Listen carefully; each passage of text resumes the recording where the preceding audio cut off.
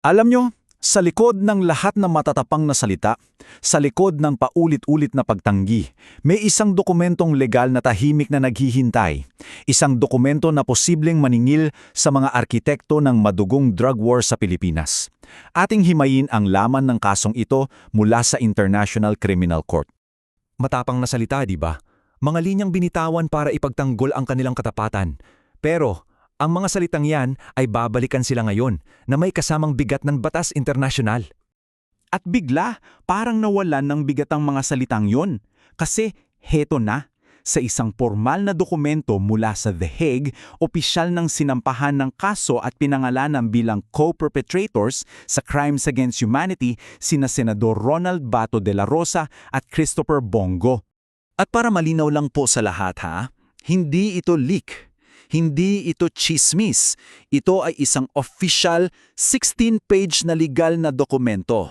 At dito, idinetalye ng prosekusyon ang sinasabi nilang isang sistematikong kampanya ng pagpatay. Okay, so ano ba itong common plan na sinasabi ng ICC? Ito raw yung pinakapuso ng buong akusasyon. Hindi raw ito basta-basta lang na krimen na nangyari. Sinasabi nila na ito ay isang planado, sistematikong kampanya na di umano'y inutos mula sa pinakataas para i-neutralize ang mga drug suspect. Paano? Sa pamamagitan ng extrajudicial killings. At ayon sa dokumento, hindi ito bigla ang naisip. May pinanggalingan daw. Nagsimula raw ito bilang Davao Model, isang lokal na paraan ng pagpatay. At nang maupo na si Duterte bilang Pangulo, itong model na to, pinalawak, pinalaki, at ginawang isang pambansang operasyon. So paano ba ito binuo? Sino-sino yung mga taong sinasabing nasa likod ng itinuturing na criminal enterprise na ito? Silipin natin yung blueprint. Okay, para mas madaling maintindihan, hinati ng ICC ang mga kaso sa 3 bilang or counts. Yung una, nakatutok sa mga pagpatay ng Davao Death Squad.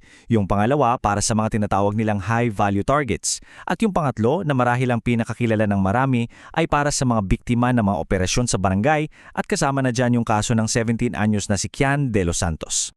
Pero teka, hindi lang sina De La Rosa at Go ang nasa listahan. May 6 pang matataas na opisyal ng gobyerno ang pinangalanan din bilang mga co-perpetrator. Sila raw, ayon sa ICC, ang bumuo sa makinarya na nagpatakbo ng buong operasyon. May isang magandang analogy na ginamit ang human rights lawyer na si Cristina Conti para ilarawan sila. Para daw silang isang board of trustees. Gets nyo? Hindi lang sila basta tagasunod. Sila raw yung nagtatakda ng polisiya at direksyon ng buong drug war. At dito napapasok yung talagang nakakakilabot na parte. Paano raw isinama sa plano ang mga ahensya na dapat sanang nag-iimbestiga at nagbibigay hustisya? Ayon sa mga prosecutors, mismong ang NBI, PDEA at maging ang DOJ ay ginamit daw para maging kalasag, para siguraduhing walang mananagot. At paano mo sisiguraduhing susunod ang mga nasa baba?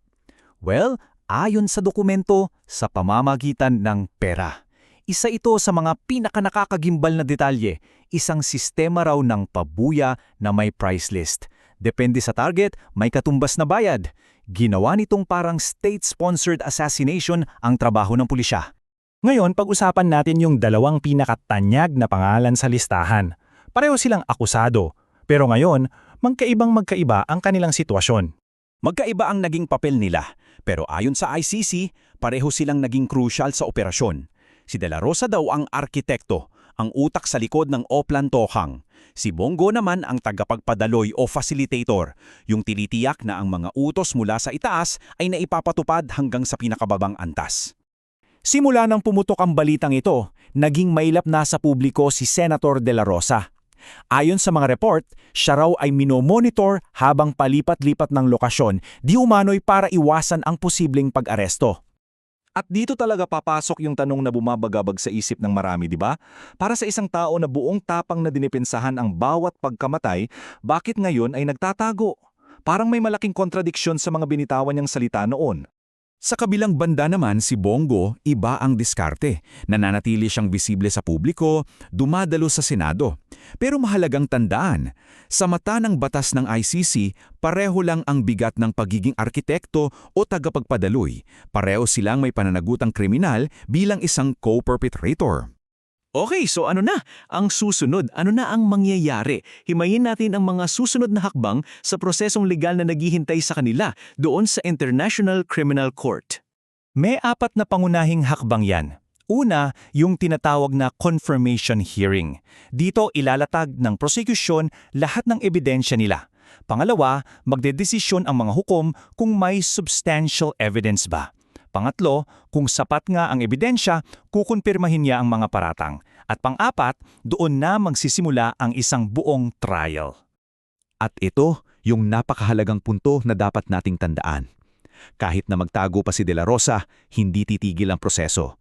Sa ilalim ng Rule 121 ng ICC, pwedeng ituloy ang hearing in absentia. Ang ibig sabihin niyan, dahil tumanggi silang humarap, para na rin nilang isinuko ang kanilang karapatang dumalo, tuloy ang kaso. Para lang magka-idea tayo sa lawak ng kasong ito, hindi lang 78 na biktima ang pinag-uusapan. Sa katunayan, ang prosekusyon ay nagsumiti na raw ng ebidensya para sa mahigit 500 pang biktima. Ginagawa nila to para patunayan na sistematiko at malawakan talaga yung mga pagpatay. Samantala, ang posisyon naman ng kasalukuyang gobyerno ay passive compliance.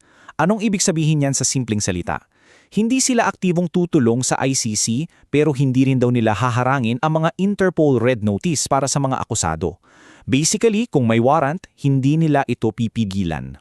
Ang diskarte naman ng depensa, ayon sa mga analyst, ay umiikot sa 3 bagay. Una, itanggi ang jurisdiksyon ng korte. Pangalawa, antalahin o i-delay ang proseso hanggat maaari. At pangatlo, ibaling ang sisi sa iba. Lahat ito ay mga taktika para pabagalin ang isang prosesong tila hindi na mapipigilan. Nakatakda na ang petsa, Pebrero 23, 2026. Diyan magsisimula ang confirmation hearing. Ito yung yugto kung saan formal nang ilalatag ang bigat ng ebidensya laban sa kanila, habang ang buong mundo siguradong nakatutok. At dito tayo magtatapos. Babalik tayo sa tanong na nagmula mismo sa kanilang mga salita. Yung mga nagpakilalang matatapang ay nahaharap na ngayon sa isang hustisya na may napakahabang memorya. At ang tanong na iiwan natin sa ere, sila na ba ang iiyak ngayon?